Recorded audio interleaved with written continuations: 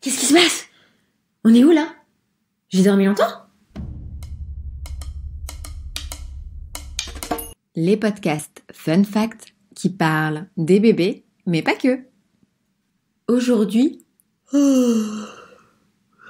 Aujourd'hui on se recouche, non? Ah non? Bon, ok. Aujourd'hui, on va alors parler du dodo. Le sommeil, c'est important pour tout le monde, pour le nourrisson comme pour les adultes.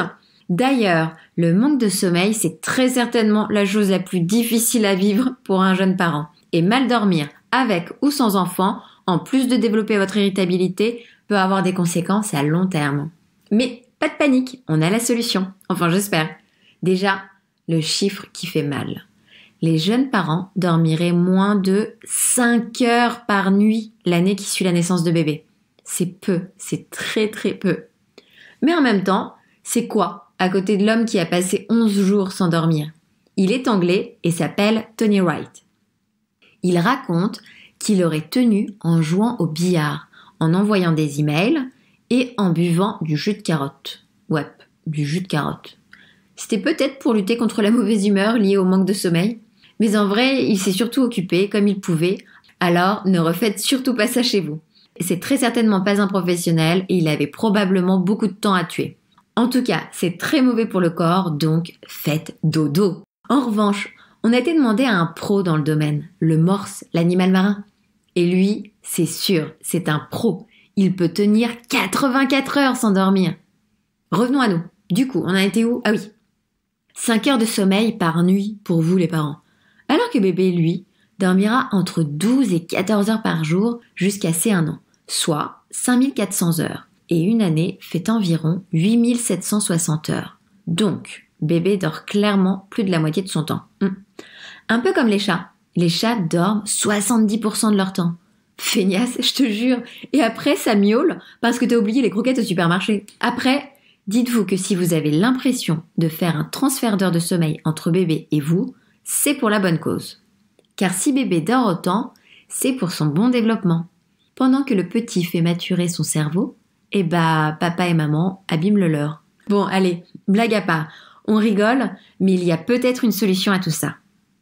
Comme les bébés ne dorment jamais d'un trait et qu'ils cumulent ces heures pour avoir un sommeil convenable, peut-être que nous, parents, on pourrait faire la même chose. Ah, et là, oui, on vous entend venir. Ouais, mais il y en a qui bossent. Eh bien, justement, figurez-vous que l'idée des siestes fait son chemin. Les États-Unis sont les précurseurs, c'est sûr, et les Chinois l'ont instauré dans leur constitution. Évidemment, en Europe, on a la ramasse. Sauf les Scandinaves. Eux ont instauré le boulot dodo. Ça fait doucement ses preuves et les résultats sont là. Il semblerait même que ça crée des emplois. Alors même si en France, on n'est clairement pas en avance sur le sujet, il y a quand même des bars à sieste qui voient le jour dans les métropoles. Donc, si vous souhaitez prolonger votre nuit au travail, c'est peut-être possible. La loi en France ne dit rien à ce sujet, c'est au bon vouloir de votre employeur. Attention aussi, car certaines entreprises le notifient comme un motif de licenciement. Et je voudrais pas me sentir responsable, non. Mais pour faire la sieste au travail, comment faire? Trouvez un endroit au calme, sans trop de passage dans vos locaux. Et pour vous endormir plus facilement, commencez par un exercice de respiration simple. Inspirez. Expirez lentement. Pour relâcher les tensions et évacuer le stress. Munissez-vous d'accessoires comme des bouchons d'oreilles ou un masque et vous êtes fin prêt. Ah, et n'oubliez pas le réveil, sinon c'est le patron qui va pas être content. Allez, et on va terminer sur un chiffre.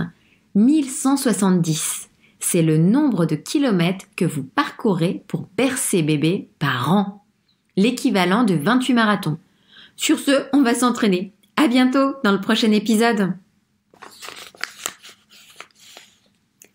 Chris, tu savais qu'un parent sur 2 avoue avoir déjà oublié le prénom de son bébé à la suite d'un manque de sommeil?